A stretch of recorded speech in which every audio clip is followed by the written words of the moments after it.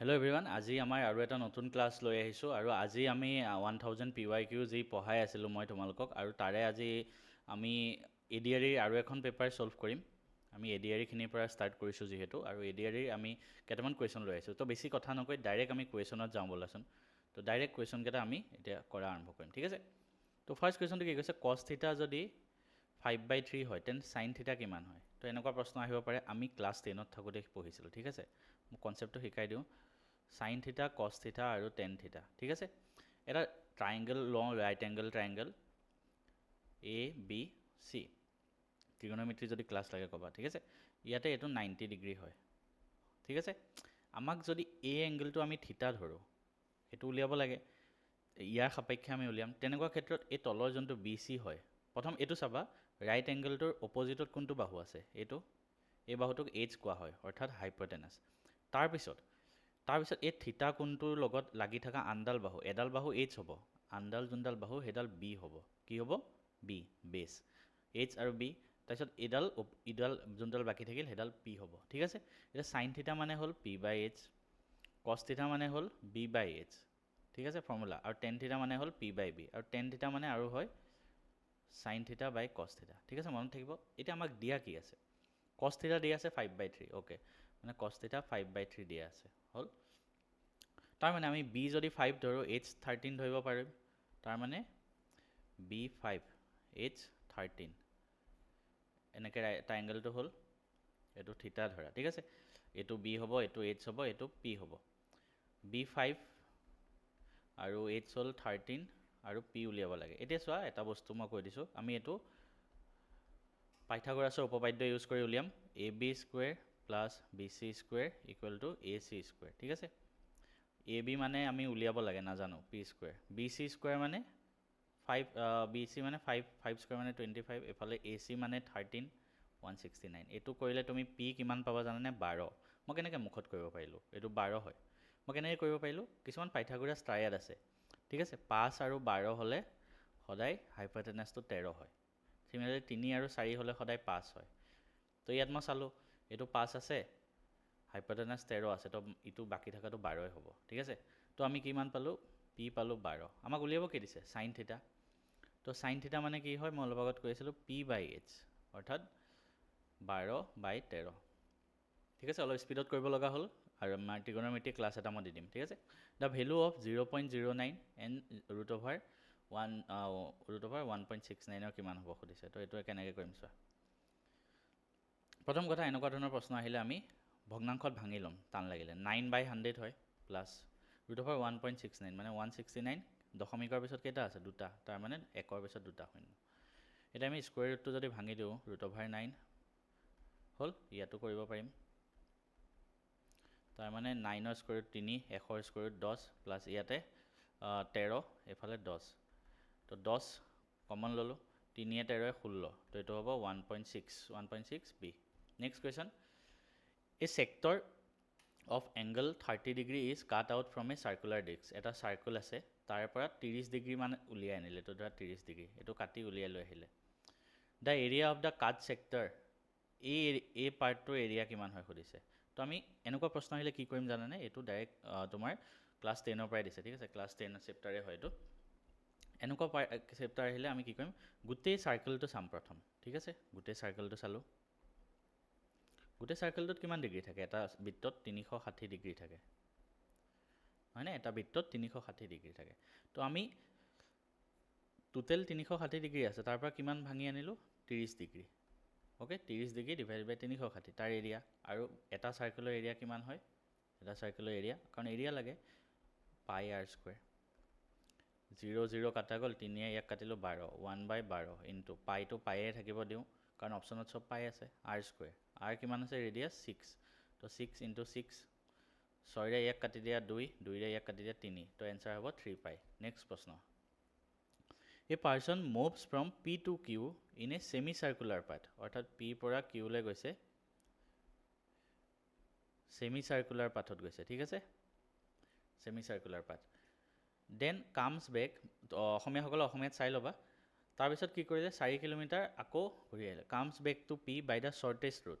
এতিয়া Qৰ পৰা Pলৈ যাব লাগে, কিন্তু কি হ'ব আটাইতকৈ সৰু ৰুটটো তুমি চোৱা এইফালৰ পৰা এনেকৈ গ'লে বহুত দীঘল হ'ব আটাইতকৈ সৰু ৰাস্তা এইটো চিধা চিধি গুচি গ'লে হ'ল নহয়নে এইফালে যাব লাগিব হুইচ ইজ 4 কিলোমিটাৰ মানে এইটো ডিষ্টেঞ্চ 4 কিলোমিটাৰ হ'ল the total path covered by the him entire journey তো গোটেই এণ্টায়াৰ জাৰ্ণিটোত কিমান দীঘল কিমান ডিষ্টেঞ্চ সি অতিক্ৰম কৰিলে এতিয়া চোৱা প্ৰথম কথা এইখিনিৰ পৰা এইখিনিলৈকেতো 4 কিলোমিটাৰ আমি পায়ে আছোঁ এই গোটেইডাল যদি মই চাওঁ এইটো যদি মই এনেকৈ বহাই দিওঁ এইটো কি হ'ব এটা চাৰ্কেল হ'ব হ'ল সেই চাৰ্কেলটোৰ এইখিনি 4 কিলোমিটাৰ এইটো যদি মই আধা কৰি দিওঁ এইখিনি কিমান হ'ব 2 কিলোমিটাৰ অ'কে তো আৰ হ'ব 2 আৰ 2 কিলোমিটাৰ হ'ব চ' দেয়াৰফৰ এই গোটেই চাৰ্কেলটোৰ কালি কিমান হয় এটা বৃত্তৰ কালি পাই আৰ স্কুৱেৰ হ'ল আমাক এই পাৰ্টটো লাগে এই পাৰ্টটো কাৰণ সি আধা ডিষ্টেঞ্চ গৈছে তো পাই আৰ স্কুৱেৰ বাই 2 আধা প্লাছ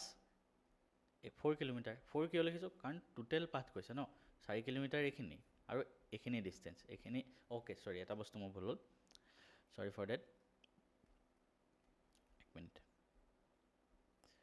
এইটো পাই আৰ স্কুৱেৰ নহ'ব হা আমি ডিষ্টেঞ্চটোহে উলিয়াব লাগে মানে এই ডিষ্টেঞ্চটোহে উলিয়াব লাগে ডিষ্টেঞ্চ মানে কি পৰিসীমা তো বৃত্তৰ পৰিসীমা 2 পাই আৰ আছিলে 2টো কাটা গ'ল পাই আৰ প্লাছ 4 আৰ মানে 2 পালোঁ তো মানে 2 পাই প্লাছ 4 অপশ্যন বি নেক্সট কি কৈছে চোৱা দুটা বেল এ আৰু বি আছে সিহঁতে এনেকুৱাকৈ মানে কি হয় মানে কি বজে যাতে মই অসমীয়াত কৈ দিছোঁ এ আৰু বি আছে এ ঘণ্টাটো প্ৰতি 30 মিনিটৰ মূৰে মূৰে আৰু বি ঘণ্টাটো 25 মিনিটৰ মূৰে মূৰে বাজি উঠে ঠিক আছে এটো 30 মিনিটত বাজে বিটো 25 মিনিটত বাজে ঠিক আছে কেইটা বাজিছে অ'কে তো যদি দুইটা ঘণ্টাই 6টা বজাত একেলগে বাজিছিলে নেক্সট কিমানটা বজাত একেলগে বাজিব ঠিক আছে তো কেনেকৈ উলিয়াম এনেকুৱা ধৰণৰ প্ৰশ্ন প্ৰথম 6টা বজাত বাজিলে নেক্সট কিমান টাইম পিছত আকৌ একেলগে বাজিব এইটো প্ৰশ্ন উলিয়াবৰ কাৰণে তুমি ইহঁতৰ LCM উলিয়াব লাগিব কি উলিয়াব লাগিব আমি LCM লসাগু তেতিয়াহে আমি গম পাম নেক্সট ইহঁতৰ গুণিতক কোনটো হয়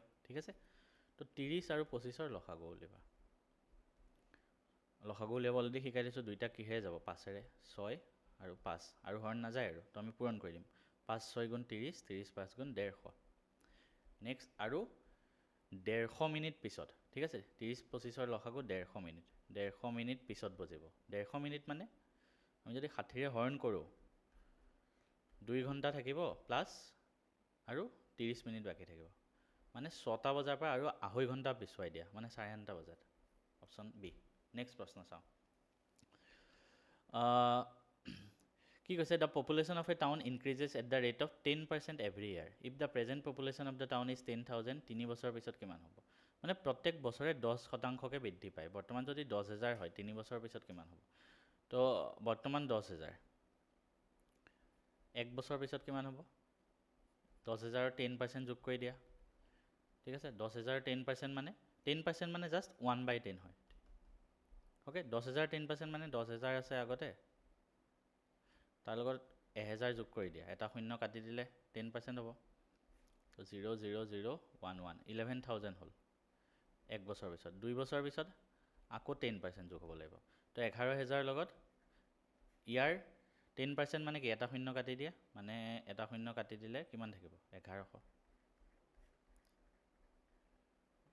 12100 তাৰপিছত আকৌ 3 বছৰ লাগে ন এবাৰ আকৌ ইয়াৰ প্লাছ 10% কৰি দিয়া তো এবাৰ 121 আছে তাৰ 10% মানে এটা শূন্য কাটি দিলে 1210 ঠিক আছে তো 0133 অপশ্যন এ ঠিক আছে তো আমি তেনেকৈ কৰিম পাৰ্চেণ্টেজৰ ক্লাছত মই অলৰেডি ধুনীয়াকৈ বস্তুখিনি শিকাই থোৱা আছে নেক্সট চোৱা এটা ত্ৰিভুজৰ তিনিটা কোণ 1:3:5 অনুপাতত আছে ঠিক আছে অৰ্থাৎ তিনিটা কোণ কিহত আছে 1:3:5 দ্য লাৰ্জেষ্ট এংগল কিমান হ'ব এতিয়া আমি এনেকুৱা প্ৰশ্ন কি কৰিম চোৱা ৰেচিঅ' কনচেপ্ট হয় আমি ৰেচিঅ' থাকিলে সদায় এক্স ধৰি লওঁ তো তিনিটা কোণ এটা যদি এক্স ধৰোঁ মানে 1 আছে ন 1 × x এটা কোণ ধৰিলোঁ 3 মানে 3x আনটো কোণ ধৰিলোঁ ৰেচিঅ'ত 5x তো আমি জানো যে ত্ৰিভুজৰ তিনিটা কোণৰ সমষ্টি কিমান হয় 180 ডিগ্ৰী চ' x + 3x + 5x কৰিলে কিমান হ'ব চোৱা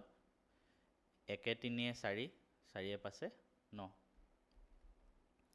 ইয়াৰ পৰা x ভেলু পাম 180/9 20 ডিগ্ৰী x ভেলু আমি 20 ডিগ্ৰী পালোঁ আমাক উলিয়াব কি দিছে ডাঙৰ এংগল 5ৰ লগত হ'ব 5x তো 5 × 20 মানে 100 নেক্সট প্ৰশ্ন a tank can be filled by 6 pipe in 80 minute তেনেহ'লে 8টা পাইপে কিমান সময় লাগিব 6টা পাইপে 80 মিনিট লাগে 8টা পাইপে কিমান মিনিট লাগিব এনেকুৱা ধৰণৰ প্ৰশ্ন আহে এনেকুৱা ধৰণৰ প্ৰশ্ন একেবাৰে ইজি p1 × t1 কৰিবা equal to p2 × t2 formula এটা আছে এইটো ফৰ্মুলা মনত ৰাখিবা মই শিকাম বাৰু তোমালোকক p1 মানে কেইটা পাইপ আছে প্ৰথম 6টা কিমান মিনিট লগালে 80 মিনিট p2 মানে সেকেন্ড টাইম 8টা পাইপ আছে কিমান টাইম লগালে আমি উলিয়াব লাগে সো t2 ইকুৱেল টু 6 × 80 এই আনটো ইয়াত তলত লৈ যোৱা আনটো ইয়াত কাটি দিয়া 10 মানে 60 মিনিট ঠিক আছে হৈ গ'ল নেক্সট প্ৰশ্ন কি কৈছে এটা দলত কেইজনমান ল'ৰাৰ লগত 72টা ট্ৰফি বিতৰণ কৰা হ'ল 72 trophies were distributed to some boys in a group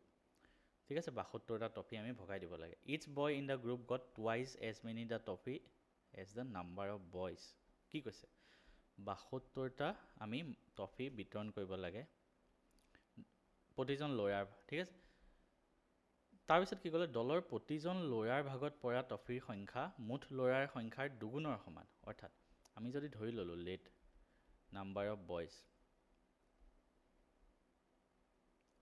x ধৰি ল'লো ঠিক আছে তাৰ মানে টোটেল xটা ল'ৰা আছে ধৰা 5টা ল'ৰা আছে ঠিক আছে আৰু কি কৈছে এটা ল'ৰাৰ ভাগত কিমান পৰিব যিমানটো মুঠ ল'ৰা তাৰ দুগুণ অৰ্থাৎ এটা ল'ৰাৰ কাৰণে এটা ল'ৰাৰ ভাগত কিমান পৰিব 2x পৰিব কাৰণ চোৱা টোটেল ল'ৰা যদি 5টা থাকে ঠিক আছে টোটেল ল'ৰা যদি 5টা থাকে 5টাৰ দুগুণ 10 সেইটোৱে কৈছে ন প্ৰতিজন ল'ৰাৰ ভাগত ট্ৰফিৰ সংখ্যা দলত থকা মুঠ ল'ৰাৰ দুগুণৰ সমান অৰ্থাৎ 5টাৰ আছে টোটেল ল'ৰা তাৰ দুগুণ 10 তেনেকৈ x আছে এটা ল'ৰাৰ ভাগত 2x কে পৰিব ঠিক আছে তাৰ মানে কি হ'ল টোটেল ট্ৰফি 72টা আছে এটা ল'ৰাৰ ভাগত কিমানকৈ পৰিছে 2x কে আৰু টোটেল ল'ৰা কেইটা আছে xটা ইনটু x ইকুৱেল টু 72 হ'ব লাগিব নহয় জানো টোটেল এটা ল'ৰাৰ ভাগত 2x কে পৰিছে আৰু এটা ল'ৰাৰ ভাগত 2x কে পৰিছে আৰু মুঠ ল'ৰা আছে xটা তো দুইটা পূৰণ কৰিলে আমি টোটেল ভ্যালুটো পাম তো এই কাটি দিয়া 36 তো x কিমান হ'ব 6 কৰিলে 36 হয় x ভ্যালু 6 তো x ভ্যালু 6 নেক্সট প্ৰশ্ন sin থিটা ইকুৱেল টু cos থিটা হ'লে 1 + tan থিটা কিমান হয় অলপ আগত মই কৈ আছিলোঁ চোৱা tan থিটা মানে হয় sin থিটা বাই cos থিটা হ'ল এটোৰ ক্ষেত্ৰত sin থিটা আৰু cos থিটা সমান তো sin থিটা বাই cos থিটাৰ জায়গাত আমি sin থিটা লিখি দিব পাৰো দুইটা কাটা গ'ল এনসাৰ 1 থাকিল হ'ল তো তাৰ মানে 1 + tan থিটা ইকুৱেল টু 1 + 1 ইকুৱেল টু 2 হৈ গ'ল নেক্সট প্ৰশ্ন the product of the root of the quadratic equation এনেকুৱা ইকুৱেশ্যন আহিব পাৰে ইহঁতৰ পূৰণফল সুধিছে মূল দুটাৰ পূৰণফল এটা কথা সদায় মনত ৰাখিবা এটা দ্বিঘাত সমীকৰণৰ ax² + bx + c = 0 এইটো এটা ষ্টেণ্ডাৰ্ড ফৰ্মেট হয় ইয়াত যদি কয় মূল দুটাৰ পূৰণফল ইয়াৰ দুটা মূল থাকিব কিয় কাৰণ x ৰ হাইয়েষ্ট পাৱাৰ 2 হয় তো ইয়াৰ দুটা আমি এনসাৰ পাম ঠিক আছে সেই এনসাৰ দুটাৰ মূল দুটাৰ আমাক যদি কয় পূৰণফল অৰ্থাৎ প্ৰডাক্ট সেই ফৰ্মুলাটো হ'ল c/a আৰু যদি কয় যোগফল সেইটো হ'ল -b/a ঠিক আছে এটা আমাক কি কৈছে পূৰণফল তো c/a এটা কেনেকৈ গম পাম চোৱা c মানে কি কনষ্টেণ্টটো তো ইয়াত কনষ্টেণ্ট চোৱা কোনটো আছে 6 অকলে থাকাটো 6 আছে a মানে হ'ল ইয়াত ক'ত আছে a yes a মানে হ'ল x² লগত যোনটো আছে x² লগত কি আছে 2 x² লগত 2 আছে ওকে তো এনসাৰ হ'ব 3 ঠিক আছে তো তেনেকৈ কৰে সিমিলাৰলি এটা চোৱা এবাৰ সুধিছে যোগফল আমাক ওকে তো যোগফল তো এবাৰ ax² + bx + c = 0 হ'লে যোগফলৰ ফৰ্মুলাটো কি আছিলে -b/a তো ইয়াতে চোৱা b মানে x ৰ লগত কি আছে -5 তো -b জায়গাত কি হ'ব -5 হ'ব হ'ল তাৰপিছত a মানে হ'ল x² লগত 2 আছে তো -−+5/2 হ'ল এইটো মিষ্টেক নকৰিবা বহুতে এইটো -5/2 কৰে নহয় ইয়াত চোৱা b লগত প্লাছ আছে তাৰ মানে এই গোটেই -5টো আমি b বুলি ধৰিম তাৰ আগত আৰু এটা মাইনাছ আছে নেক্সট প্ৰশ্ন এ পাৰ্সন বৰজ এ সাম অফ 1000 এইটো অকমান টাইম লাগিব মই নেক্সট প্ৰশ্নটো কৰি আহোঁ এইটো তোমালোকে হোমৱৰ্ক কৰিবই পাৰিবা ইমান টান নহয় ঠিক আছে এইটো মোক কমেণ্ট কৰিবা ঠিক আছে এইটো সকলোৱে হোমৱৰ্ক কৰিবা, আমাৰ PDF টো পাই যাবা ক্লাছ নোটছত, সেইটো নিজে কৰিবা। অ'কে, চ' এইটো প্ৰশ্ন মই কৰি দিছোঁ আৰু এটাই আছিলে 1000 at a simple interest of 6% per annum for 2 years and invest the amount at a compound interest of 6% for 2 years. তো কিমান প্ৰফিট পালে, ঠিক আছে। এনেকুৱা প্ৰশ্ন, অৰ্থাৎ প্ৰথমতে সি চিম্পল ইণ্টাৰেষ্টত লগালে, তাৰপিছত কম্পাউণ্ড ইণ্টাৰেষ্টত লগালে। কিমান টাইম? 2 বছৰ। যদি 2 বছৰ থাকে তেনেহ'লে simple interest minus compound interest, compound interest আৰু চিম্পল ইণ্টাৰেষ্টৰ পাৰ্থক্য এটা ফৰ্মুলা আছিলে P × R/100 ডিভাইডেড বাই হোল স্কুৱেৰ, ঠিক আছে। এইটো কেতিয়া খাটিব? যেতিয়া 2 বছৰ হয় আৰু ৰেট অফ ইণ্টাৰেষ্ট সমান হয়, ইয়াতো 6%, ইয়াতো 6%, ঠিক আছে। প্ৰিন্সিপাল একেই হয়, তেতিয়াহে খাটিব, ঠিক আছে। তো প্ৰিন্সিপাল ইয়াত আছে 1 লাখ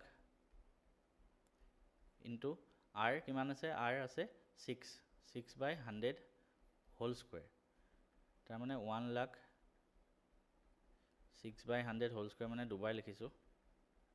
এতিয়া চোৱা 0 দুটা 0 কাটা গ'ল, দুটা 0 দুটা 0 কাটা গ'ল, থাকিল 10, এফালে 6 এফালে 6, 6 6 গুণ 36, এফালে 0, 360, ঠিক আছে। ইমান ইজি। এই ফৰ্মুলাটো জানিলে ইমান ধুনীয়াকৈ কৰিব পাৰি। কিন্তু এই ফৰ্মুলাটো তেতিয়াহে খাটিব যেতিয়া প্ৰিন্সিপাল একে হয় আৰু ৰেট অফ ইণ্টাৰেষ্ট একে হয় আৰু 2 বছৰৰ কাৰণে লগাইছে দুইটা, তেতিয়া আমি যদি পাৰ্থক্যটো উলিয়াব লাগে এইটো হয় ফৰ্মুলা, মনত ৰাখিবা। তো আজি ইমানকেইটাই কৰালোঁ। নেক্সট আৰু এটা ক্লাছ লৈ আহিম য'ত আমি আৰু এখন পেপাৰ ছল্ভ কৰিম, যিকোনো অসম চৰকাৰৰ পৰীক্ষাৰ।